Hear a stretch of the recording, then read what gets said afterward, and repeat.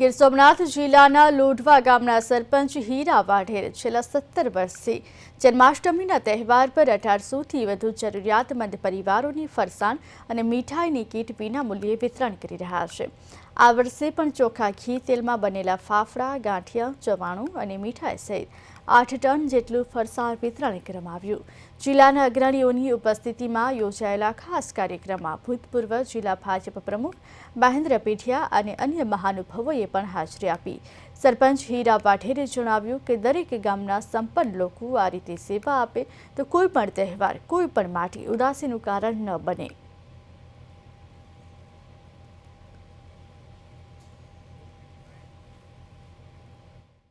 ગીર સોમનાથ જિલ્લાના સૂત્રાપાડા તાલુકાના લોઢવા ગામના સરપંચ હીરાભાઈ અને ગામના જ આગેવાન જિલ્લા ભાજપના ઉપપ્રમુખ અને તાલુકા પંચાયતના પૂર્વ પ્રમુખ રામભાઈ દ્વારા લગભગ 14-15 વર્ષથી આ જન્માષ્ટમી નિમિત્તે દરેક ઘરે એટલે કે 1700 પરિવારોને ફરસાણ અને મીઠાઈ દર વખતે જન્માષ્ટમીના તહેવારમાં ઘરે ઘરે પહોંચાડતા હોય ત્યારે આજે જન્માષ્ટમી પૂર્વ સંધ્યાએ આજના આ કાર્યક્રમમાં આપણી વચ્ચે પ્રદેશ ભાજપના મંત્રી ઝવેરીભાઈ ઠકરાર, જિલ્લાના મહામંત્રી દિલીપભાઈ બારડ, જિલ્લા પંચાયતના ઉપપ્રમુખ રાજવીરભાઈ ઝાલા તેમજ જિલ્લા પંચાયતના સભ્ય, તાલુકા પંચાયતના તેમજ આજુબાજુના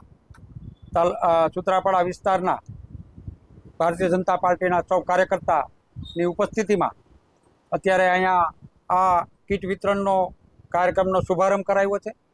લોઢવા ગામે વાઢેર પરિવાર દ્વારા રામબાપા અને એભાભાઈ દ્વારા લગભગ છેલ્લા 14-15 વર્ષથી આ સેવાકીય પ્રવૃત્તિ છે એ લોઢવા ગામની અંદર કરવામાં આવે છે, જેની અંદર આ વર્ષે ઉપસ્થિત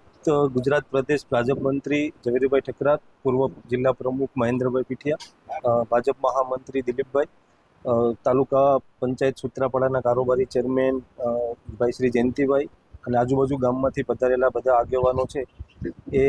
દર વર્ષની જેમ આ વખતે પણ રામબાપા વાઢેર અને હીરાભાઈ જે સરપંચ છે ગામના, એના પરિવાર દ્વારા દર વર્ષે ગામના લગભગ 1700 જેટલા પરિવારોને વિનામૂલ્યે ફરસાણ છે એ આપવામાં આવે છે। આ છેલ્લા 17 વર્ષથી આયોજન થાય છે અને આમાં 8 દિવસ પહેલા બધી ચાલુ કરવામાં આવે છે। 200 જેટલા કાર્યકર્તા હોય છે અને કીટ પેકિંગ કરી અને ઘરે ઘરે એને ઘર સુધી પહોંચાડવામાં 200 થી 250 કાર્યકર્તાઓ આ મહેનત કરતા હોય છે અને છેલ્લા 17 વર્ષથી અમે આયોજન કરીએ છીએ। 1700 કીટ છે, 4.5 કિલોનું અનાજ ફરસાણનું વિતરણ થાય છે।